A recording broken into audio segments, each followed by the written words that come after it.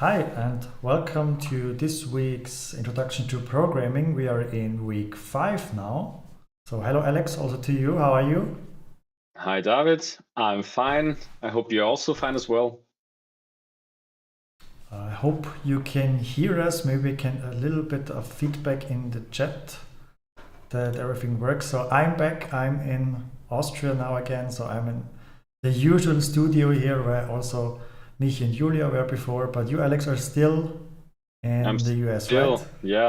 still, 3 weeks or 4 weeks, and then I will return back to Austria and Graz. Yeah, very looking forward to that. And then maybe we can grab a Same. beer together. Definitely. All Since we right. missed the Glühwein on Wednesday. Yeah, but I think it will not be the last one. Nah, I don't think so. Great. So yeah, we are talking about pointers today. And that will be very interesting. We have so much to do for today. Maybe we can start immediately, but first, as always, let's take a little bit of recap what we did the last week. Alex talked extensively about operators, I think. And there are different Definitely. kind of operators, assignment operators, arithmetic operators. We saw this increment and decrement operators, then a combination of the arithmetic and assignment operators, relational operators, logical operators, so this logical and this logical or, also bitwise operators, and the sizeof operator, which we will show you today a little bit more. Also the comma operator and the address of operator, which also will be very intensely used today, I think. Yeah, definitely. And don't mix up the bitwise and the logical end Yeah. and the address of end. Yeah, I know this is a bit confusing that you have basically 3 operators or 3 times the same operator for doing different stuff. But out of the context, you will definitely know what it is and how you use it actually. Great, yeah. So Yeah, then we what talked a little David, bit about user input. right. Yeah. And I think also Mich and Julia talked a little bit about it. They didn't show you the function, but you will need it in the assignment. So this scanf or this getchar function, or also this fgets, but I think fgets is not needed for assignment 1. I think with scanf and getchar, most of the things can be done very easily. Then we talked about conditions, so different kind of conditions with if and else branches, and these logical statements where you can compare values and variables inside. We said that 0 means false and all other values means true, so that's very important to know, because if you just write, I don't know, if 1, this is then always true, for example. Then Alex, you talked about functions, right? At least I tried to talk about function, scope, and lifetime, but then somehow my internet connection sucked, and then, yeah, the lecture was over. But since you're hosting the lecture today, I don't think that this will be an issue. But what I introduced was the scope and the lifetime of variables. And actually, what I tried to point out actually is that each function has a separate scope where a variable lives. And as you can see in the example, even though we have 2 times the variable points, it's actually a different variable. So it has a different space in the memory, stores different values, for example, but it's a different value even though with the same name. We will talk Yeah, and also, today much about these things and how we could actually access the variable from the main function in the increase points function, for example. yeah, true. And also, Michi and Julia even draw it now a few minutes ago, as you can see there, that these variables, even with the same name, in different functions have, or are they're just different in different functions. Yeah. Right. So yeah, we also talked about arrays and loops, and arrays will also be a topic for today, but in combination with our main topic. So we learned what is an array, how to initialize an array. We talked about loops, so you can iterate through an array. And for example, like here, you can print out all the numbers of the arrays, for example. And yeah, that was already our recap. We start with a little bit of small topic which we want to add from last week and which might be very helpful for your assignment too. So there are two instructions which also can be used inside a loop, and the first one is continue. So let's just, there's an example, or you need to write a program that prints, for example, all odd, so die ungerade in German, numbers between 1 and 10. And one possible solution is to just make a for loop and print all the numbers, but if the iterator, so this I value is odd, or it's even, so it's not odd, and it's even it is, then you just continue. So continue means it just stops here to execute and goes in the next iteration immediately. So no statements after this continue are executed, and you just start with the next iteration. Of course, this could also be solved in a different way, this example, but it's just to show you how to use a continue statement. And the other one, so continue, or like little bit the opposite of continue, is break. Not really the opposite, but it does a little bit different. So in this example, write a program that only allows the correct answer as input. So we could make a while loop and then print what is the best number, for example.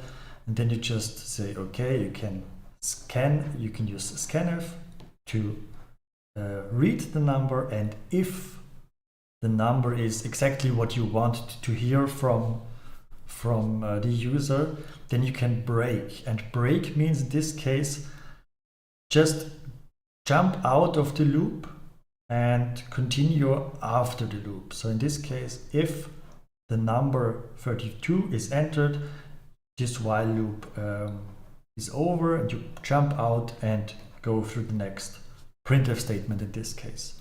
So this is a very nice way how you can jump out of a while loop. Of course, also this could be solved another way. You can just ask here the condition in the while loop, if it say the number is equal to 42, but this is another way to jump out of a loop, and it's very interesting and very useful for bigger loops. This is just a small example, and if you have bigger loops and many cases, and if a certain combination of conditions are true, then you want to jump out, then this break is very useful here. David, can I ask you a stupid question, probably? Sure, yeah. Couldn't I use return there as well? Yeah, it depends, because so this is just a code snippet. This is not in a function currently here, but break. So of course you can also return, but then the function is over, and also this printf statement will not be printed because it just returns from here and goes back to the function where it was called. Okay. And break just breaks out of the loop and then continues inside this current function, with the statements then. Which so might not be the best choice then. In most of the times not, but of course there might be, or there are functions which it is very useful just to return here. Yes, depends on the situation. Right. Okay. All right. That was it already from this loop statements, which you also have here. Alex, what about these constants? I think they are also very useful, right? They are pretty useful, actually. We learned about variables already in the lecture, and constants are similar ideas. it's also an entity, but as the name already suggests, the values are constant, so you cannot change the value actually. And so basically they are, from the perspective of declaring them, quite similar. So if you check the first line, what we already know is int max value equals 100. And we added this little word const, and this means we cannot change the value of it. This is sometimes quite nice because there are some numbers, some text, some strings, whatever, that we want to have fixed and we don't want to change them actually. High is always like a very traditional example. We don't want to change the value actually. And so we hard code the value. And the cool thing with constants is that we declare constants at a certain place and can use it through the entire program. And we don't have to write, I don't know, the value 100 or 3.1459 at a certain place in the program, because when, I don't know, the max value would change probably, then we have to change it at one place and not at all different places. So that's the idea actually. And there are two different types of constants in the C programming language. The first one are the first line, and the second one are so-called defines. They're a bit different, and this define is something that the preprocessor is actually doing. In the last lecture, David told you about what the preprocessor is and what the compilation looks like. And the preprocessor is something that happens actually at the very, very beginning of this process, of the entire compiling process. So there's also then the difference actually when you compare it, and we have this nice little table here. Actually, the const takes some memory in the binary, so in the actual file, and the define does not. And also, and this is like the juice and the tricky part, const checks the data type. So if you want to, for example, print something or whatever, the const is checked, the define is not. The define is basically just a search and replace. So it searches for pi in the code. So whenever you have like pi somewhere in the code, it searches that and replaces it with the value on the right side. And this can be text, this can be whatever, a character, this can be a number, so whatever value it should be. And we define constants as uppercase things. So you see here, max value is uppercase, pi is uppercase. So this is like the difference between constants and variables, that variables are lowercase and constants are uppercase. And as we also put down on the slide, you can write constants globally. Even though we told you not to use variables globally, constants usually should be globally, at least in our use cases, because we want to access them everywhere. And the thing why we don't want to use variables globally is basically because then you can access and change them, modify the variables on all functions within the program. And since we cannot change constants, then it does not matter actually. So that's the idea of the global constants. Exactly. And yeah, I think why should I use them, or why would I use them, is as I said, for readability and for maintainability actually. So in your code, make sure that all your values that are hard coded, like if you have something like, hi, welcome to our super cool program, put it in a constant, because then you can change it at one place, and this is usually at the very beginning of the program. And we do not care if you use like const or define, you can choose what you want to have. And there's a question in the chat, werden Konstanten immer groß geschrieben? Yes, they will always be written in uppercase. This is not something that has to be done like from a syntactical perspective, but it's more of a notation. So we do this here. It's like some styling guide thing. Yeah, it's easier for us to differentiate between Right. normal global variables, so these constants, and local variables. And local variables are lowercase, and this constants are all uppercase. Right. I mean, even some IDEs have some cool features. They have like a different color if it's a constant or if it's a variable. But to keep it easier, we just have like lowercase, uppercase. So a global variable is. Yeah. Sorry, David. Yeah, please go on. It's not inside the main. It is really like here. So the main function is here, and you can write it really outside of every other function. So this is the only case where you can use this global scope here. So global variables like a normal integer is not allowed here, but these constant values like this const int or this define, they are allowed globally, so they don't have to be in any function. So should we make constant for every user input, like please enter all decimal places? Yeah, right. That would make sense to have this in the define, since it's a hard-coded value actually, and everything that is hard-coded should be in a constant. And even with array indices, this also makes sense to put it in, because then you have. Yeah, okay, we haven't released the second assignment, but in the second assignment, at some points it makes sense, at some points it doesn't make sense. So if it's really hard-coded, which means it will not change over the entire program run, then please make sure. If this might change, then you should also consider this as not const or hard-coded. And the other question was, so the constants, please declare all the constants really on the beginning of the file, so not between the functions. That's again not how you do it. So all the constants should be really in the beginning.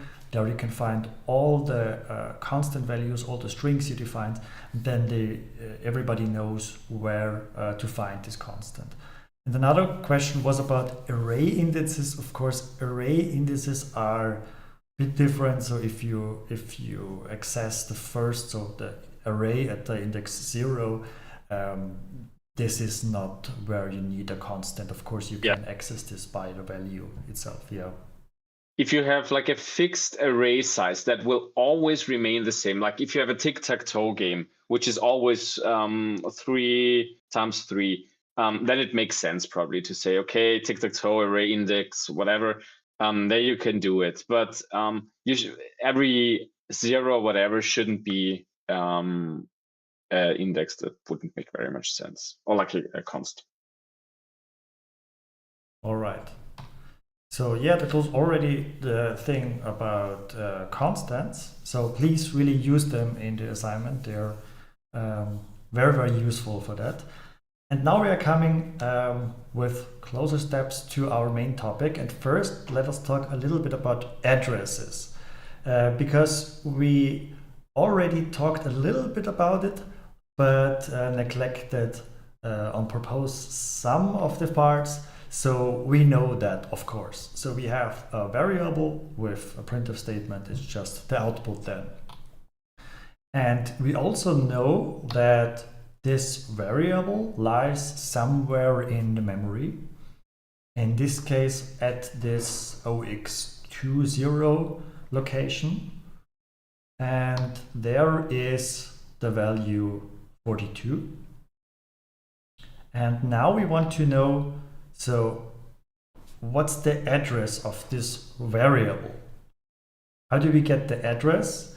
We get the address by using this address operator. I think last time we already talked a little bit about this. So this address operator gives us the address of a variable, and to display then using printf an address, you can use this %p. So p for pointer in this case. We're coming to pointer now closely, and this %p gives you then the address of a variable. So we are at pointers now.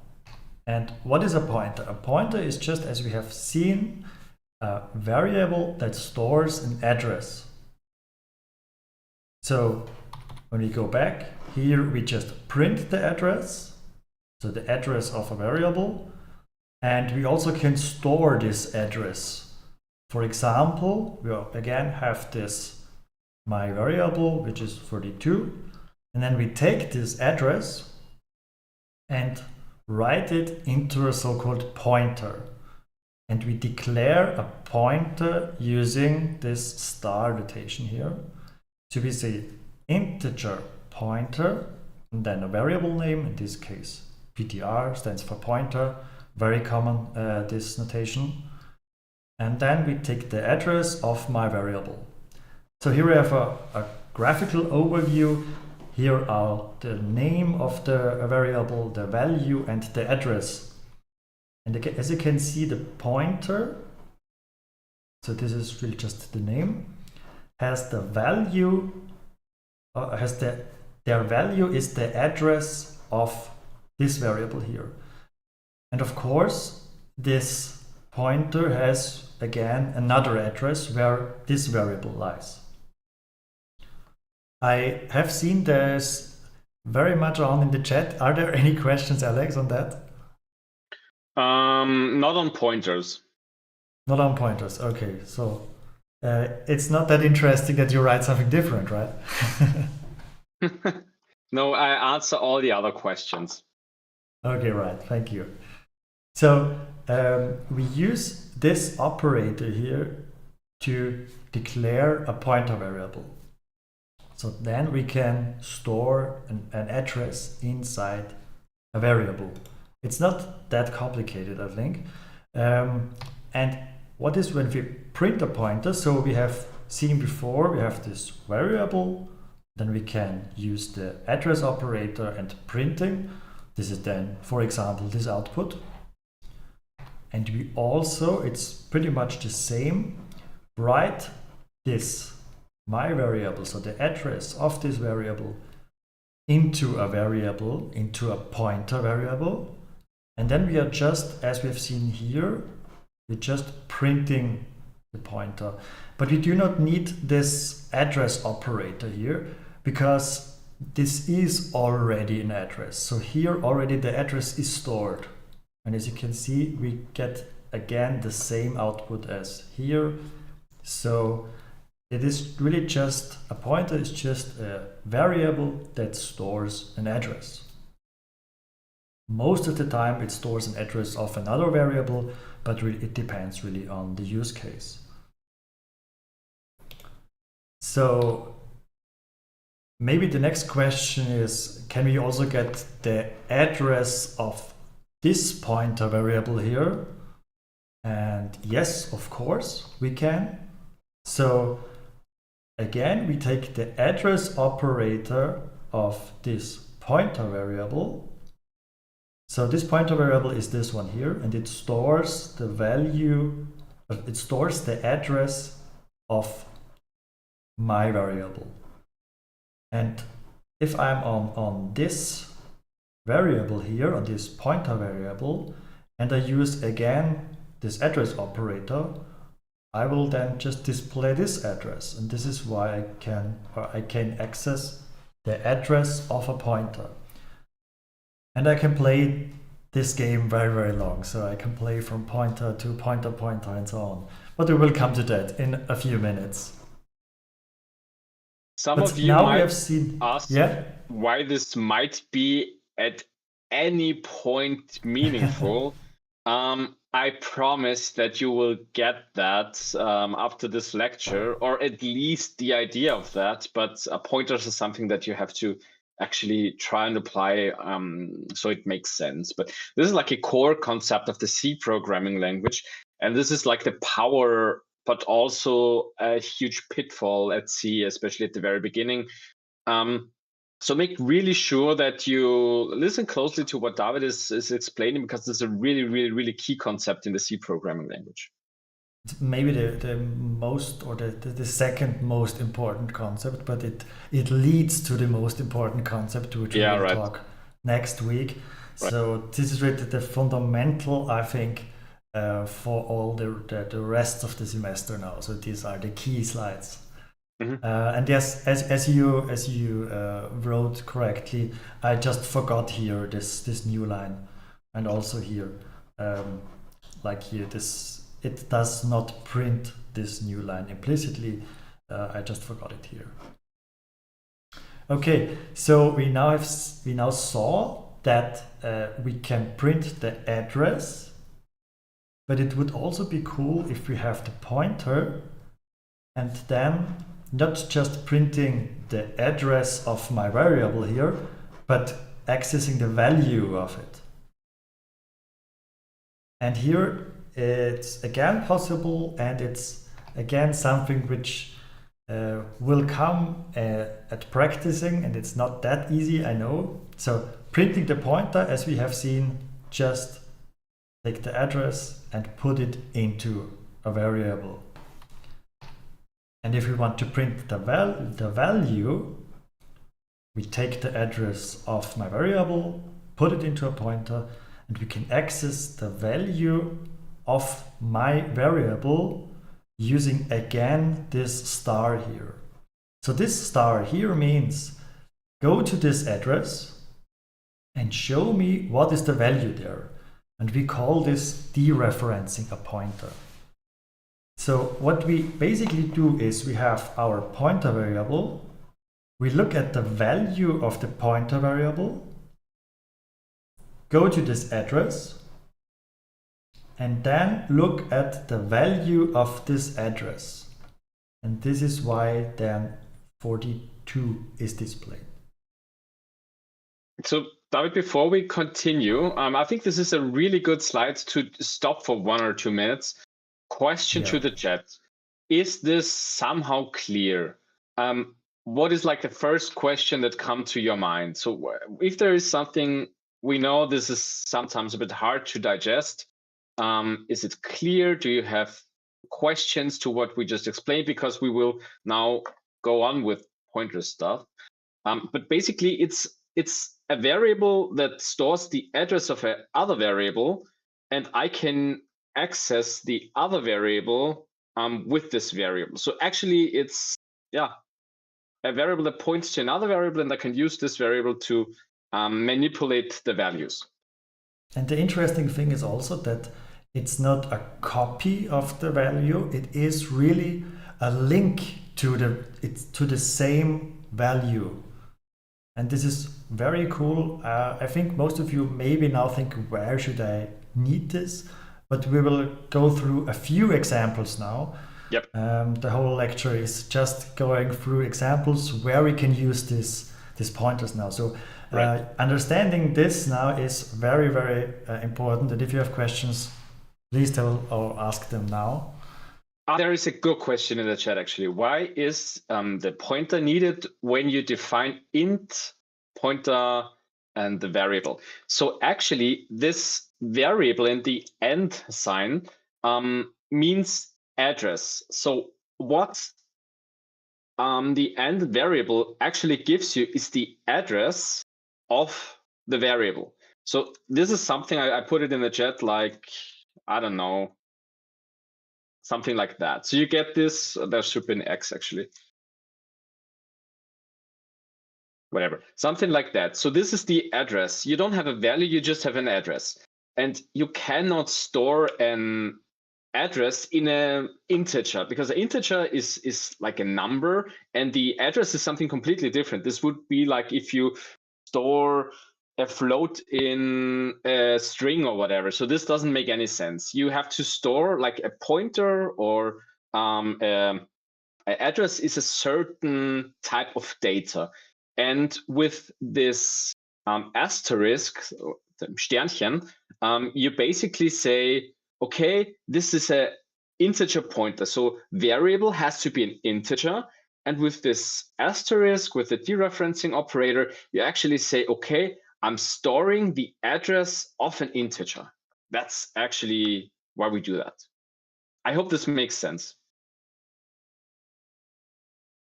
Yeah, Matthias, good point. We'll get to that in a minute. So you use this a lot with functions, actually. This is like how we do it in C and why we do it. Exactly, yeah. Okay, David, I think we can continue. Yeah. I also saw a message, can't find it anymore, but it's very interesting. We also know that from scanf, right? This address operator.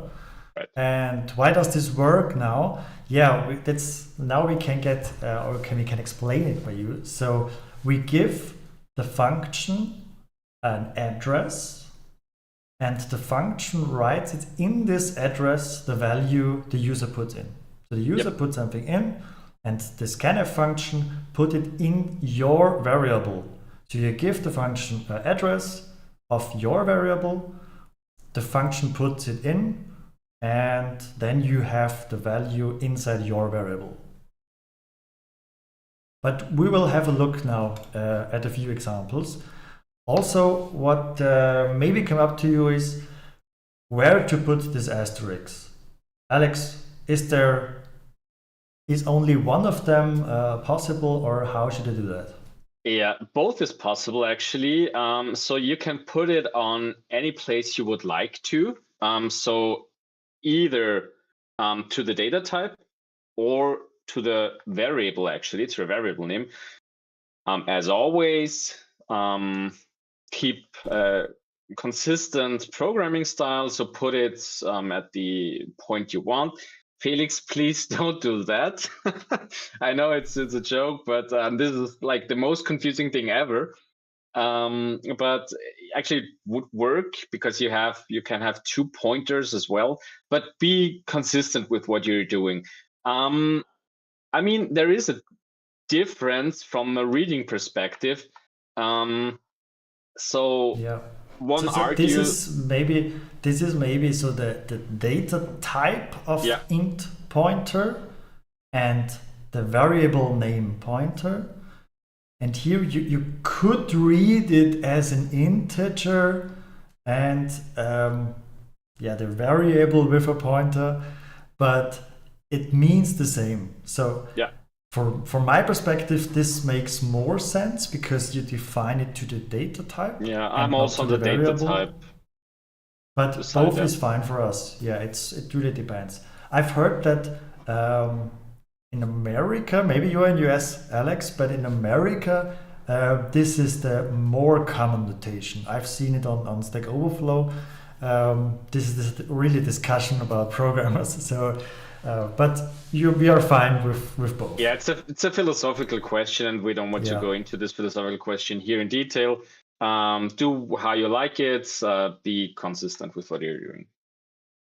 Exactly. And as you might have seen, there are also 2 types of this asterisk or this star symbol.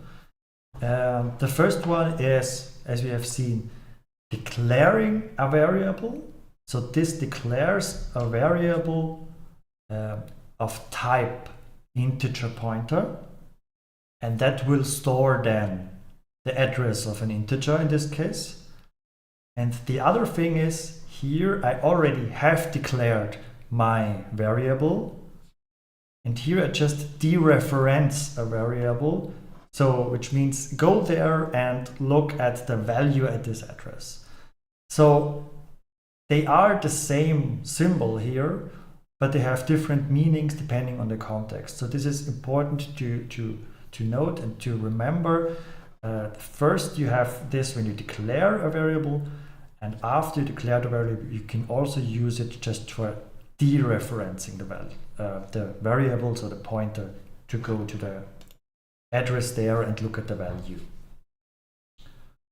All right. So then we come to the interesting part, right? Yeah, addresses and functions. What we will do now is actually see how this works with functions. And we will see a function that you have seen a lot of times already, actually, the swap.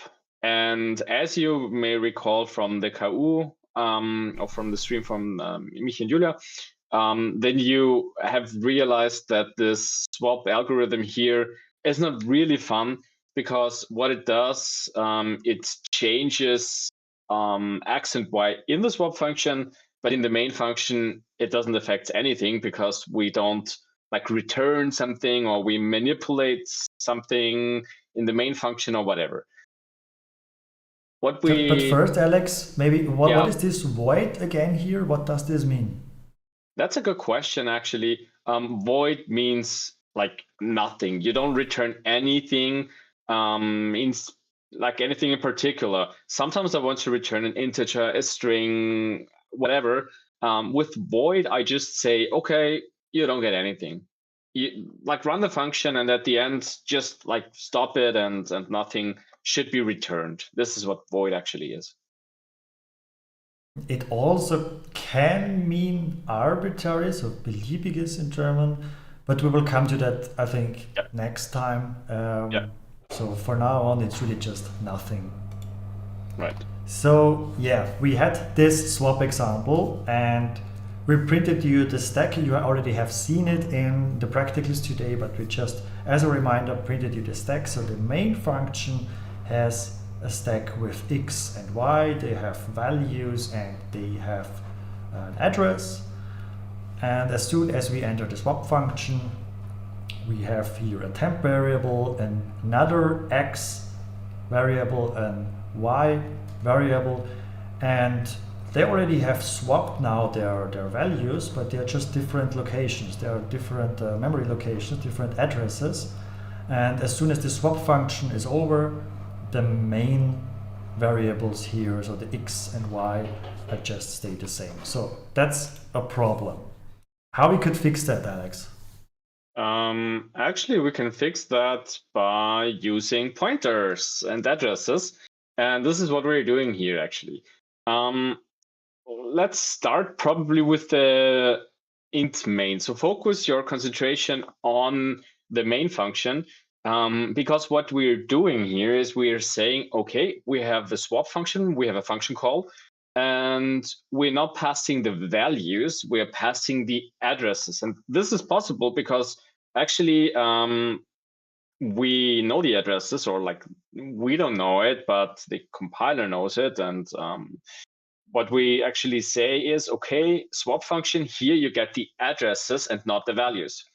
So the function then gets the addresses and can work with these addresses. And as you can see here, actually, our stack looks quite different. We have an integer, and the integer is storing the value of x. This is the reason why we put like this dereferencing operator there. So in this third line, we have we assign the value to temp.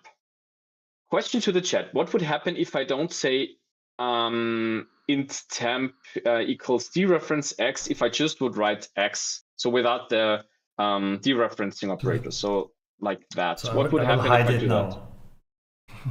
It'll be like this. Yeah, I just put it in the chat. Would that work? What would I do actually here now?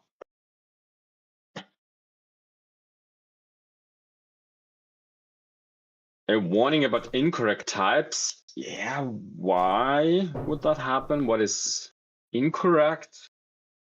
Why is it incorrect?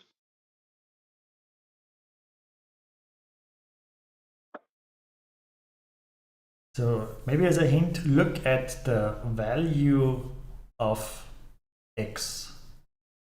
Yeah, look at the value of x. That's a really good point. Yeah, what is the value of x? That's actually the point. So just write like what x is. Yeah, x is declared, but edit has a value, but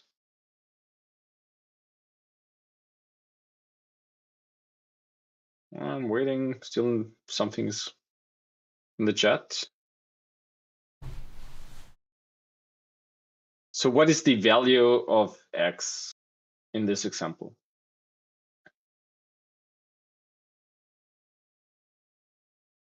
Maybe we are offline now. Does it work? Yeah. the function doesn't take x as a parameter. Yeah, thanks, MetaDuck. This is correct.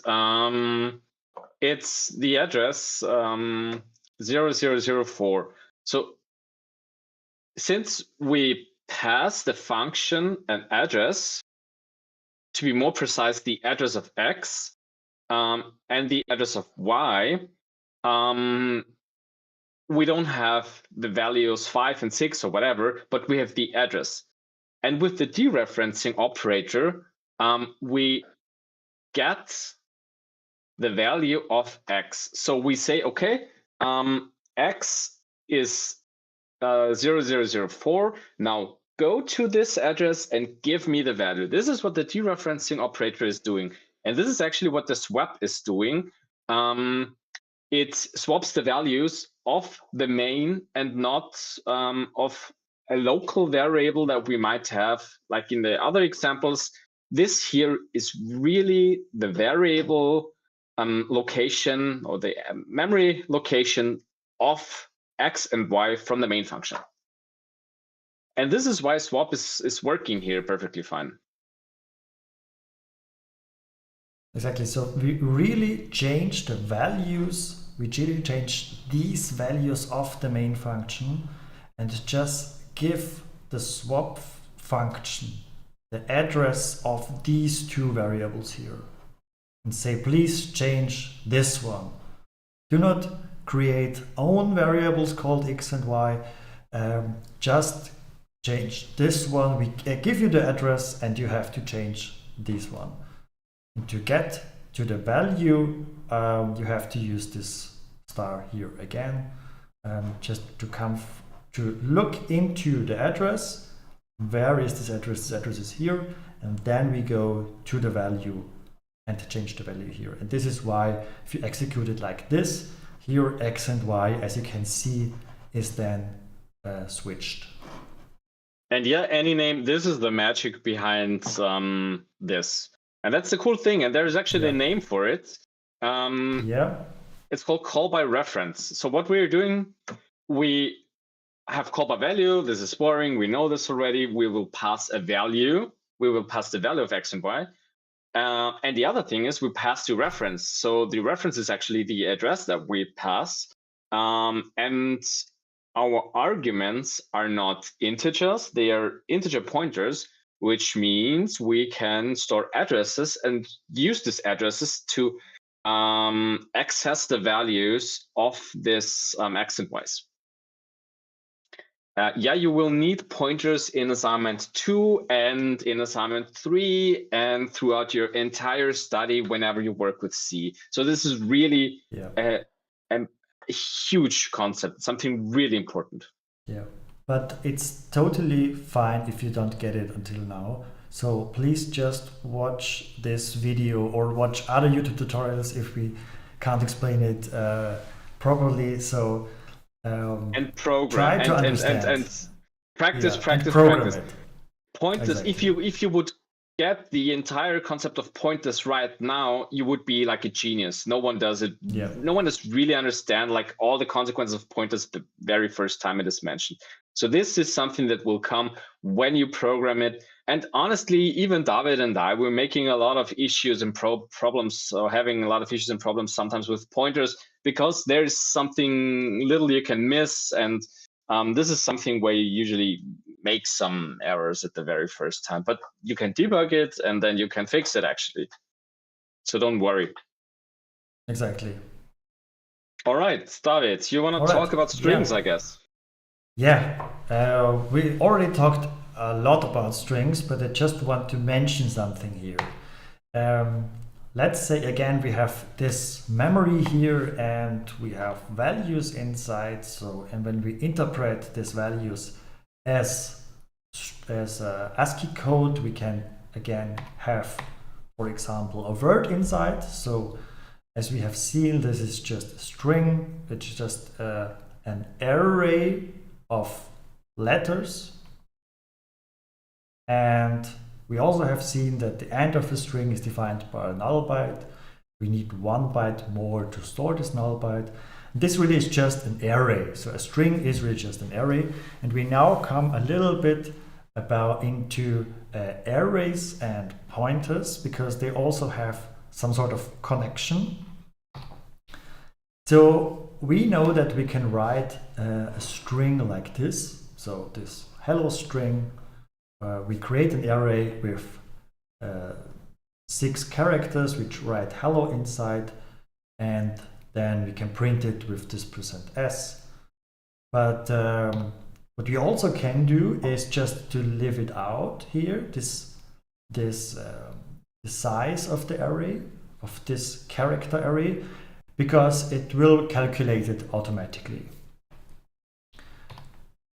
But interestingly, what is the address of an array? So we now have seen that we can find the address of a variable. Can we also see or find out the address of an array? In this case, a string. A string is just a character array. And of course we just take this my hello in this case, so this array, and with %p we get an address. And from earlier today you have seen that we can also take the address of a variable and put it into a pointer. So this and this looks quite similar, and arrays and pointers are in truth very, very similar. So what we can do, we write this here, can also write it like this. We can say, okay, we do not use an array, we use just a pointer to a string, and it really is the same output then. There are a few differences, and we will come to that now, but in general, most of the time you can say that arrays of characters are similar to pointers, because it just starts somewhere. You have the address of the first character, and we already know when we end, because the end is always defined by this null byte. But there are a few differences. I just want to go through that very quickly. Just to mention, there are differences in notation. So this here is really just an array, and this is a pointer to the first character. This here, and this is really just, I think, the most important thing, this can be modified, so you can rewrite this string, and here this cannot be modified. We will talk next week why it is. It is, yeah, maybe a little would be too much for today, but next time we will talk about this. And what will also be interesting is that we will also come to this today. This here, the size, is defined by the length of the string, and the size of this notation is always 8 byte. So we will come to that, but I can give you a short spoiler. Array is depending on the size, but a pointer is always 8 byte. So the size of a pointer is always 8 byte, because it is an address. An address takes 8 byte. So, short example, we want to compare two strings. We have these two strings. Let's write it like this. Again, we can also do it. And we say if the string 1 is equal to string 2, then we print out equal, and else we say, oh no. What do you think is the output of this program?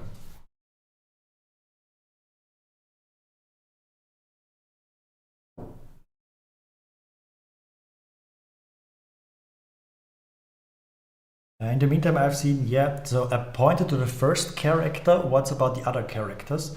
The other characters are also stored not in the same location, because there is already stored one character, but in the next location. So the next location, in the next address, there is the next character, and so on. We also have seen it, I think it was here. Yeah, you can see here. So this one is the first address where the first letter is. This is the second letter, the third letter, and so on. So they are just continuous in the memory.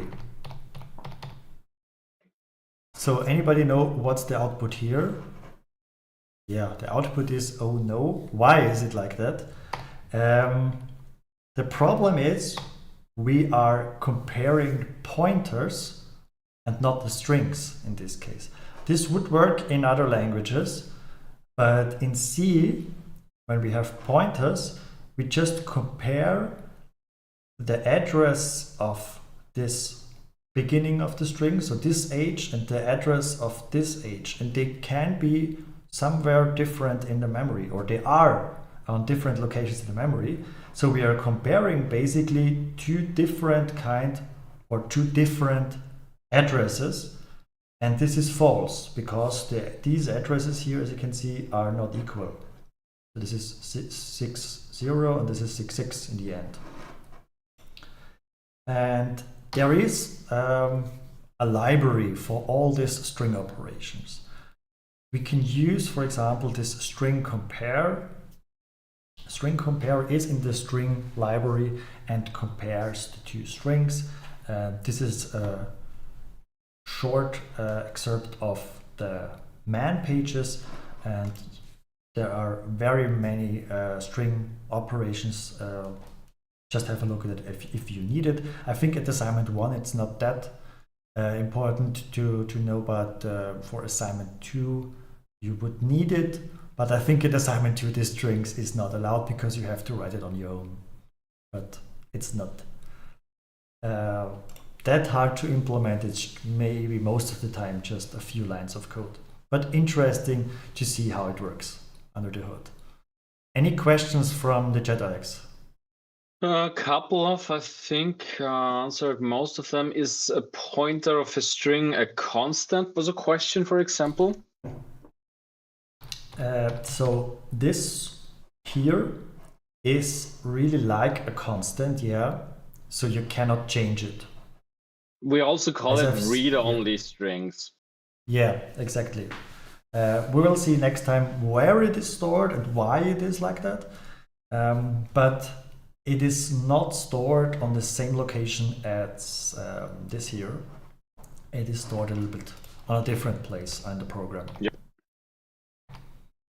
Right. So now, Alex, yes, we talked about functions, and now it's your turn again to talk about arrays and functions, because this is the most interesting thing with pointers, I think. Yeah. Seems like I'm the function guy since I'm always talking about functions. Okay, so example. I love to have some examples. So imagine the following function. Let's assume we just have an array with positive numbers. This is important. And we have a function find highest numbers. And what we actually do is we pass this function some arguments. The first is actually numbers. And the second thing is the size of the array. I think we will talk about that in a minute. What we actually do is we say size of numbers divided by size of int. We will show you why we will do that in the code editor. Should we do it now? David. Yeah, why not? Do it now? Why not? So now we are also coding something, but not really coding because I just want to pass it in. It's a little bit more convenient for me. But if we have something like that, so the size of numbers, maybe a question in the chat, what will come out here? What will be the result?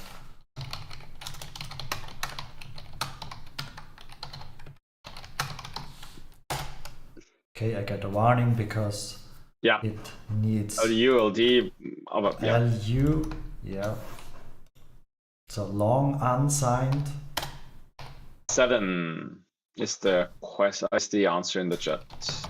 7, okay, let's have a look. It's 28. Any ideas why it 28? could be 28? 28 is really looks like a random number now. Like a completely random number, yeah. Yeah. So maybe in the meantime I can give you another hint. When we print out the size of an integer, you also can write it like this. What's the size of an integer, so of this data type integer? And then we get 4. Okay, so we know an integer is 4 byte long. Any guesses? Yeah, I've seen the correct one. So we have here 1, 2, 3, 4, 5, 6, 7 numbers, and each of the number is an integer because data type of the array is integer. So we have 7 times 4 byte, and 7 times 4 is 28. So the size of this array we get here, when we do it like that, is 28. And when we go back to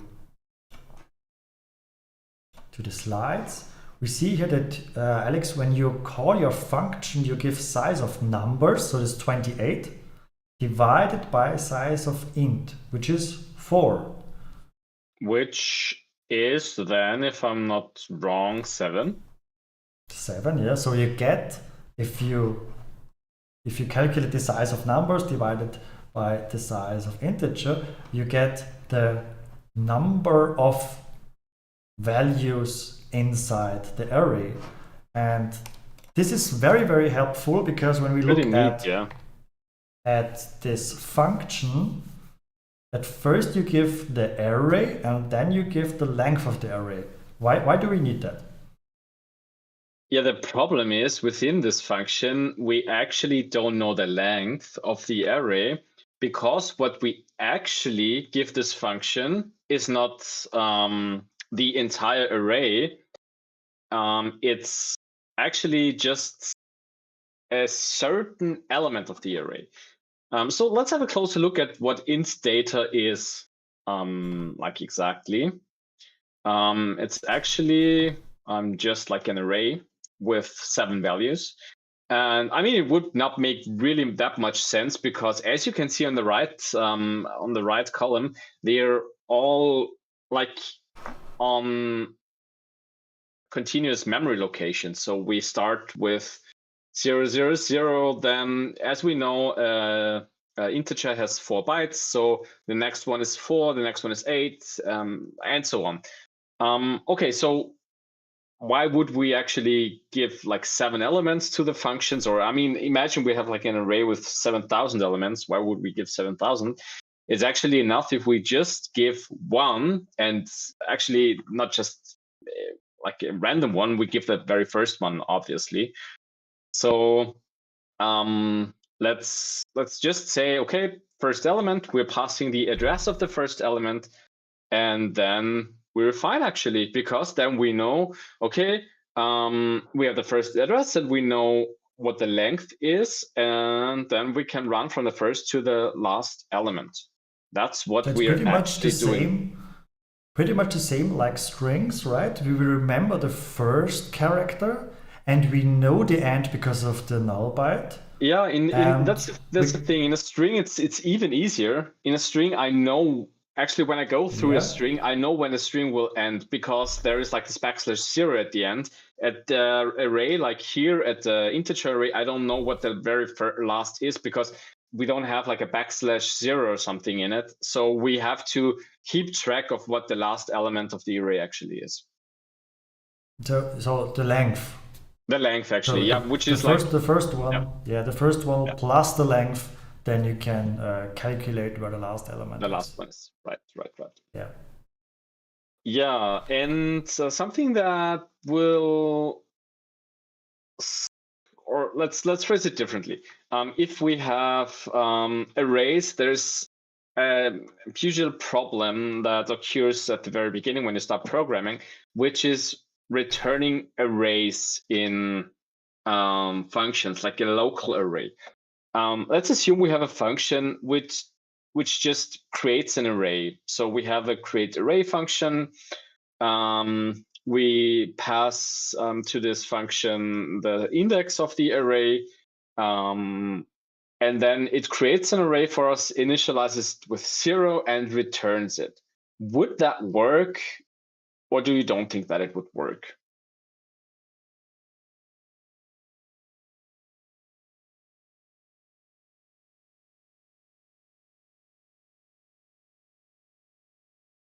So keep in mind what Michi and Julia talked about today, the scope and the lifetime of variables. Think about where is this array stored, and can I use it then here in the main function when it is returned? I'm not catching it at this point, at this code, but could I use it here?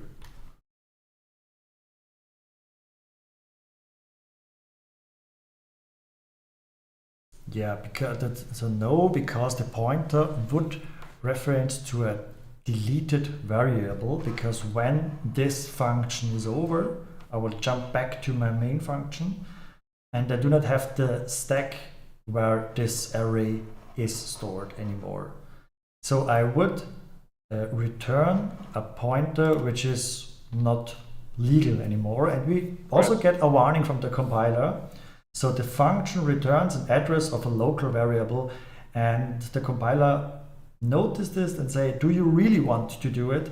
And in 99.9% of the cases, you don't want to do it.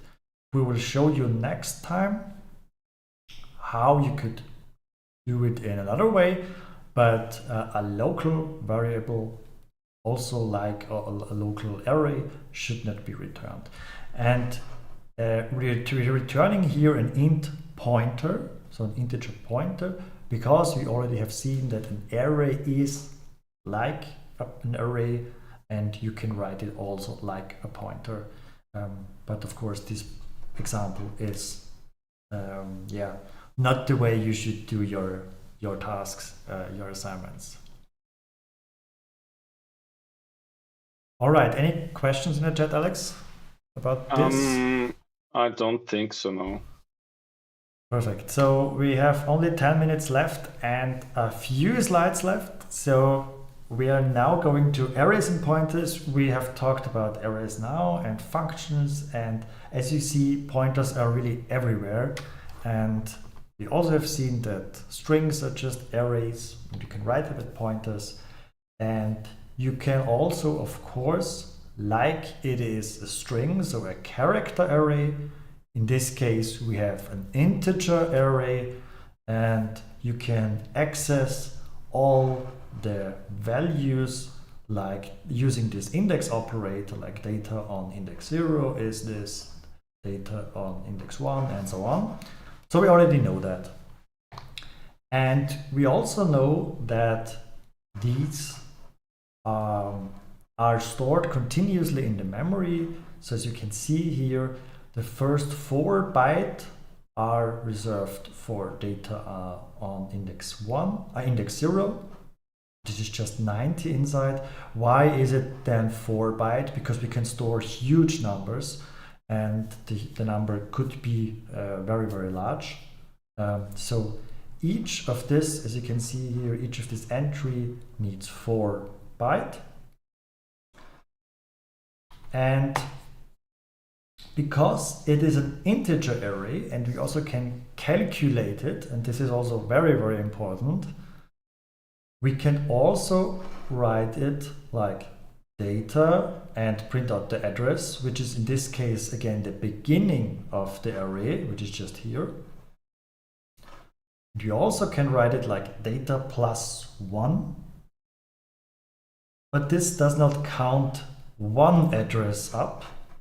So we do not get here to 0001, but it will recognize that it is an integer and you want to go to the next integer value of this array, and it will count automatically 4. So it will add 4. As you can see here, data plus 1 is then the address 0004. Data plus 2 is 0008. And this is called pointer arithmetic. So you can add, or you can not add, you can access all the data using this array index operators, but you can also write it like data plus 1 and you will get the same output. Is this somehow clear?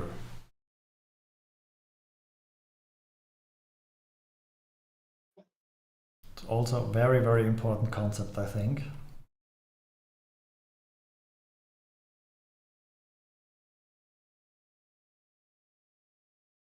So silence in the chat, I don't know if it's a good indicator or not. But hopefully they are just thinking. And as we have seen before, we also can write it like this. So dereference data get you the value 90 because it is a pointer at the start of the array. Data plus 1 and then dereference it. So you start here, then you calculate plus 1, so you go to this address, and then dereference, so you look at the value, which is 5, and you can do it like that for all the values inside this array.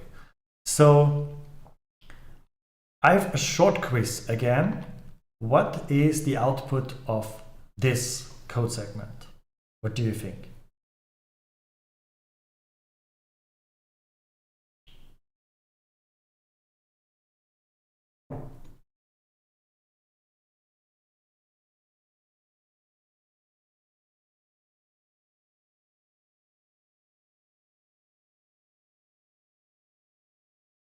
So most of you say 10. Let's look what's the correct answer. Yes, it's 10 because we start in the beginning with data. Data is just a pointer to the first element, which is 90. Then we count plus 3, 1, 2, 3. We are here. We have now a pointer to this value, to this forward value.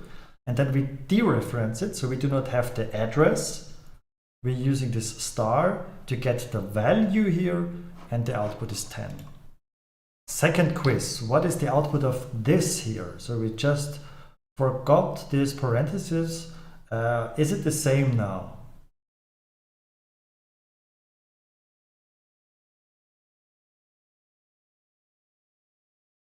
What do you think is the output of this on the right side?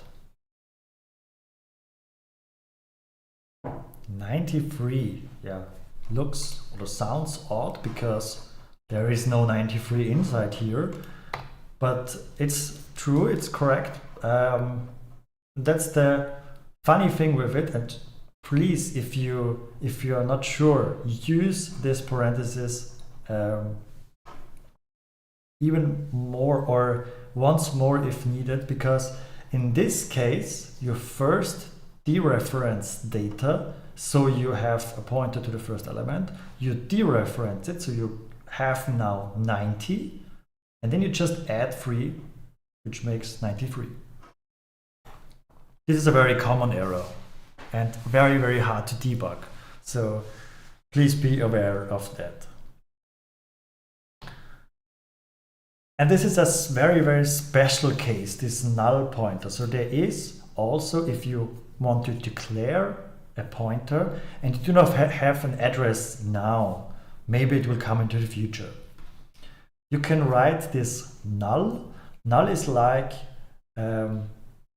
is really like null or 0, but you can then use it and as a condition and say, okay, if this pointer is still null, for example, then you do something.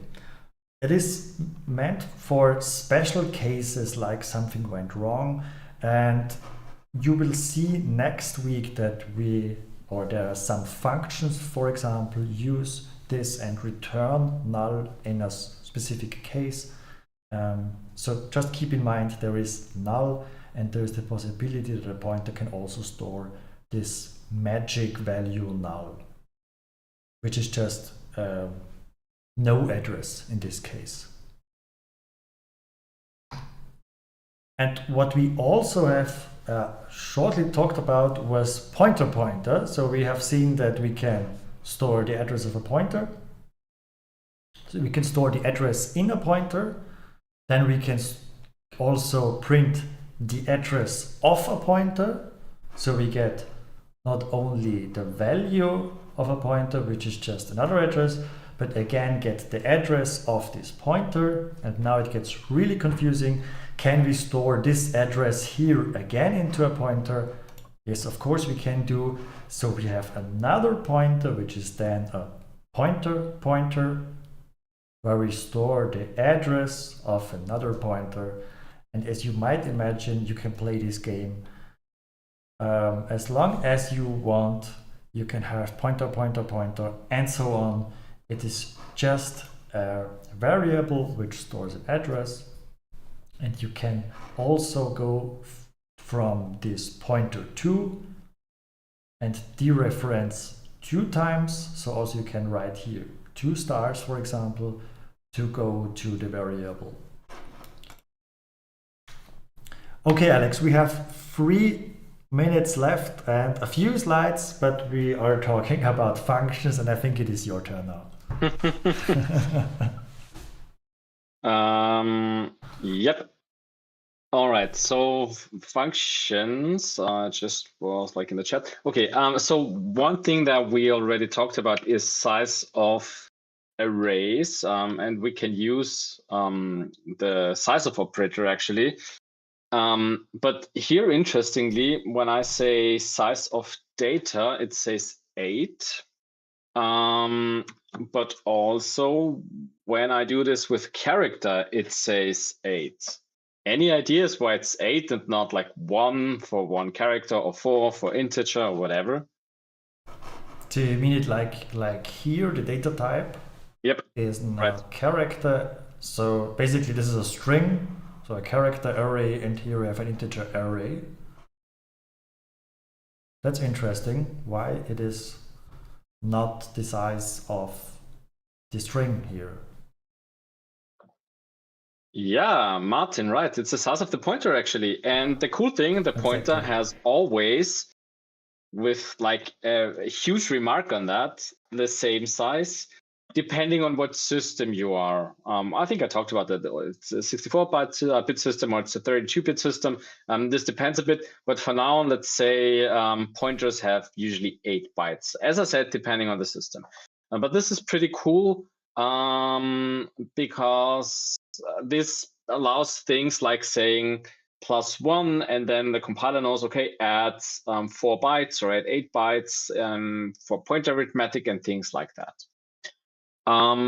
So yeah, this is. As we also have seen here, the pointer, or this is an array, but when we have a pointer like this, I don't know, and we say the address of numbers, for example, and then we just say size of x. Okay, that's then a pointer. Interesting, but it will also be 8. Right. So that's the good thing, and this is also the reason why we need the length of an array. And yeah, that's actually what I want to say with this. Yeah, actually, Great. I think so we're perfect really in time. Yeah, we are in time. So last slide, please, and then we did a good job today. So let's summarize. We learned about constants, which having fixed values that you cannot change. And if you're more interested in this debate on strings and string literals and so on, follow the conversation that we just recently had in the chat. Because we were debating on that, but we came to the same conclusion, actually. Interesting discussion. Yeah, pointer is a very special variable, and it stores the address. And feel free to play around a bit with pointers. This is really interesting. We showed you how to dereference a pointer variable to get the value. we also showed you that you can pass information or data actually to a function by using the value or the address. And then we also showed you pointer arithmetic, which is a cool way to navigate within an array. And as I said, yeah, strings are nice, and they are just actually arrays of characters, depending on how you use them, actually. If it's string literal or if it's really like a character array string, which you can modify.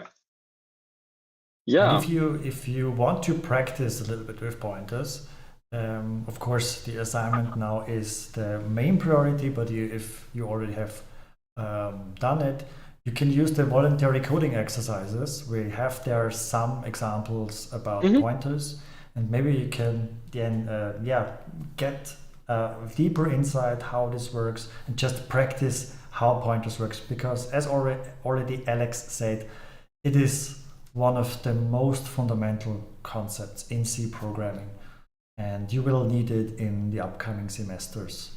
And even in this semester, in every programming, and but of course, all the upcoming assignments. That's true. The freiwilligen Übungen are in the coding Notion, so on the course website actually. Yeah. I think we linked them down below at the it's like voluntary exercises or something like that, I guess. Maybe we can show it. Just show it. It is. Yeah. Here are really on the downside. So voluntary coding exercises, you can find it here. Great. So all right. we are done. I'm so proud that we we're in time. Yeah. But yeah, thank you very much. Are there any more questions, or is everybody answered now in the chat?